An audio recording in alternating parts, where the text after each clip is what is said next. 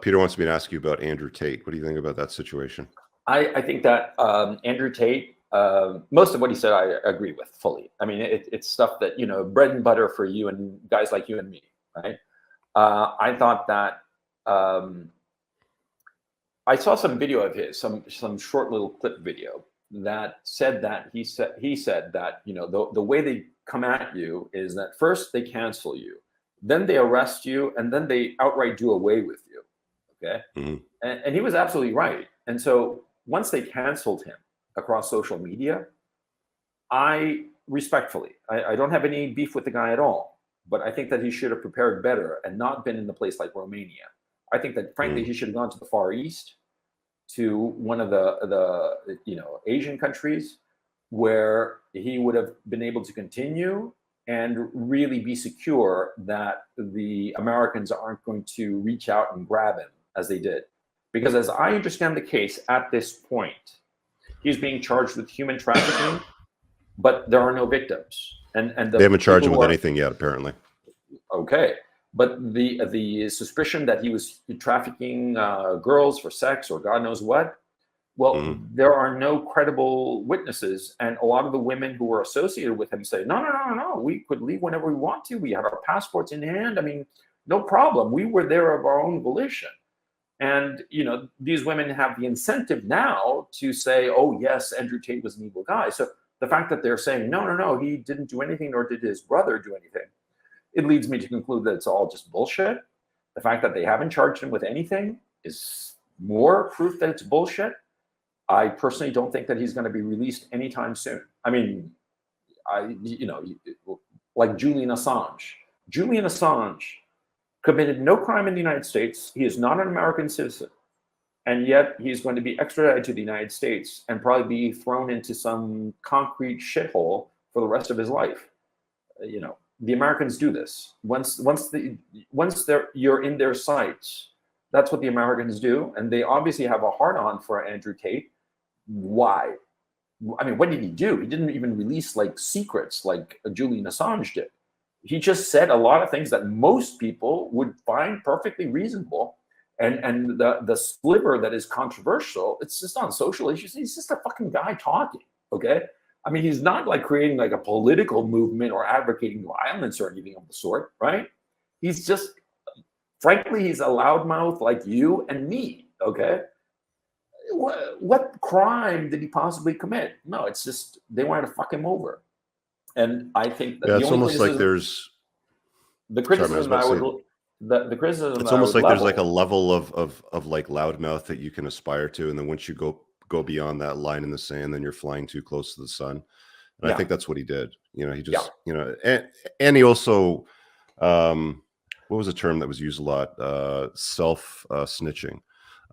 He said a lot of things, I think, in jest personally, because I think he's got a great sense of humor. He seems like a funny guy. I mean, he seems like somebody people took it way out of context, right? Oh, yeah, of course. Anyway, and so look, I mean, there are some people who are approved, like Jordan Peterson. Peterson, they allow him to exist because he toes the line on certain issues, and I mean, he talks about male disenfranchisement and the abuse that men are suffering. But at the same time, he toes the line on, for instance, on Israel. He was toeing the line on the vax. He is toeing the line on the Ukraine conflict. So that's why he's allowed to exist. But Andrew Tate was true to what he thought. And he doesn't toe anybody's line. And so he got fucked over.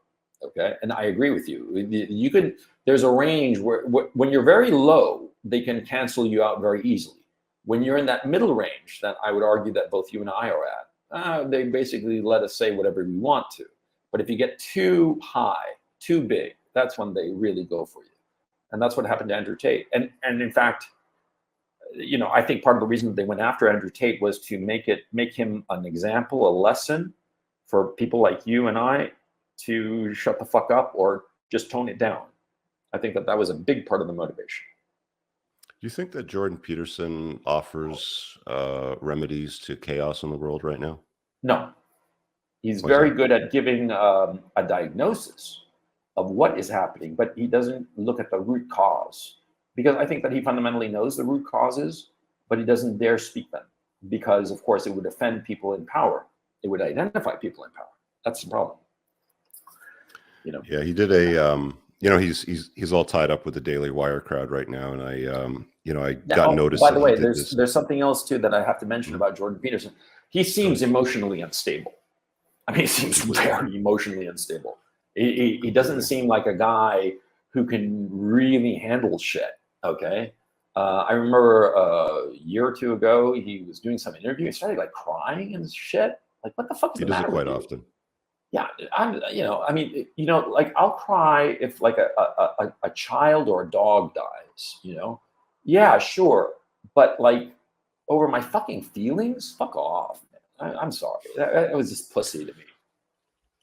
Yeah, one of the things that like grinds my gears with Jordan Peterson is, he gets a lot of worship, and I think, for the most part, he offers something positive, like clean your room, stand up straight, wash your dick, like, basic stuff, right? Yeah. Clean your house, have your own house in order. But then he goes down these paths like he did with the whole Daily Wire thing, and then he started doing these private broadcasts about marriage. And so I thought to myself, okay, well, I have a chapter in my book about why smart men should no longer marry in the West, and I wanted to see what his take on it was. It was behind the paywall.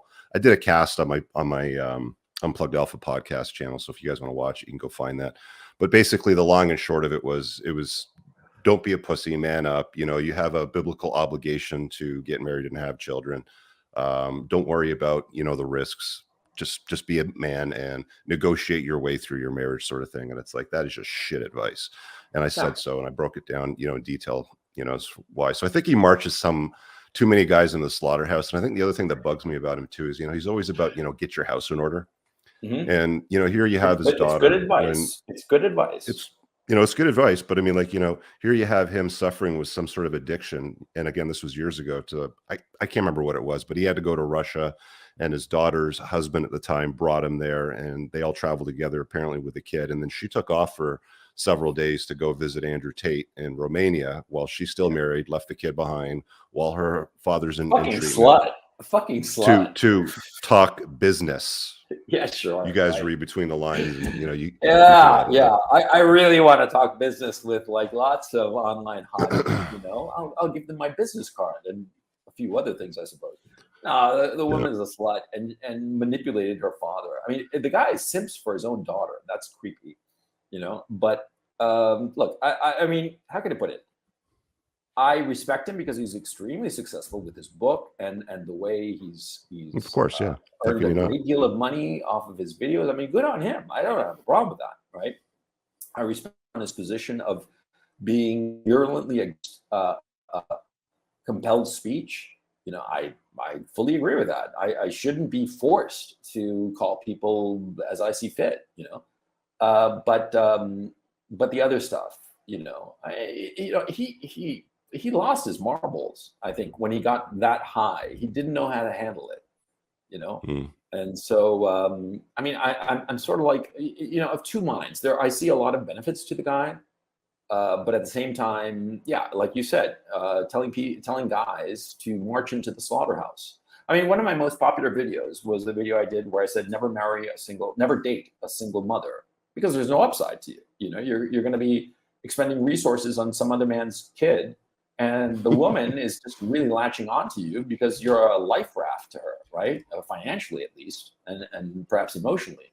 And so don't do it, right? And I don't see what... Is that going to focus in there? There you go. Yeah, the single mothers. Yeah, exactly. And so... I have a chapter on the topic, You and I are on the same page on that. Yeah, exactly. I mean, it's fucking obvious. It's not that you and I came to some great insight. It's just fucking common logic. I mean, just common sense. Not for all men, though. I mean, like even for me at one point, I made that same mistake too, right? But it's making those mistakes that helps you realize and distinguish the difference. Like, you need contrast. You can't relate to darkness without light, obviously, right? Yeah. And so anyway, I lost my train of thought. But anyway, about the single mother thing. He's telling people to march into that slaughterhouse, which is just stupid, And so, and look, the way things are going, the women in the West are rapidly deteriorating. They're becoming just unconscionable. I mean, no, that's the wrong word. They're just insufferable. That's the word I was looking for. Women in the West are insufferable. And they are just, we're seeing the end effects of the complete deregulation of the sexual marketplace, where it becomes a free-for-all. And so who benefits? The top tier guys. They're the guys who get all the girls, and all the girls are uninterested in the guys who are actually at that level. You have these porkers, right? And they're real porkers. We're talking about chicks that are like, 175 pounds, and they're only like 5'2". And they expect that's the average weight of a North American woman today, by the way. It's about 175 pounds, 5'2", 5'3". Yeah, they're looking for a 6'2" Chad who makes 250 a year, and has got a 6-inch dick. What's that? The 3 6s, 6 foot, 6 six sixes. packs. Yeah, whatever the fuck, They have these unrealistic expectations. And top tier guys, what do they look at them? They look at them as cum dumpsters, to be perfectly vulgar about it. I know that your audience is mostly guys, so I figure it's better to say it straight. They're just cum dumpsters. Come on, Like I've told the story. I was on the Fresh and Fitness podcast, Fresh and Fit. Myron show. Yeah. Myron show. Yeah. It was great. We wound up talking for 4.5 fucking hours, man. It just flew by. It was just a lot of fun talking to those guys, But anyway, I told them a story that back in the year 2000, I was driving around all of North America with my dog on my Land Rover, and I stayed at this hostel in Fairbanks, and there was nobody else there because it was water it down a bit on my channel, because I know that they amplify a little bit of this for like red meat. I just want to make sure I don't run into problems with YouTube. But just carry on with the story, but just water it down a bit. Okay. And anyway, there was this 300-pounder there, and I banged her, specifically because I was thinking to myself, when is another chance in my life that I'm going to be so crazy and so detached that I'll have the chance to pork some buffalo, right? And it was just funny as hell, but it was the one time. It was just for kicks, right? Look, in my 30s, I was a real degenerate guy. I fucked everything that moved, right? And most of the time, it was just to check off the list.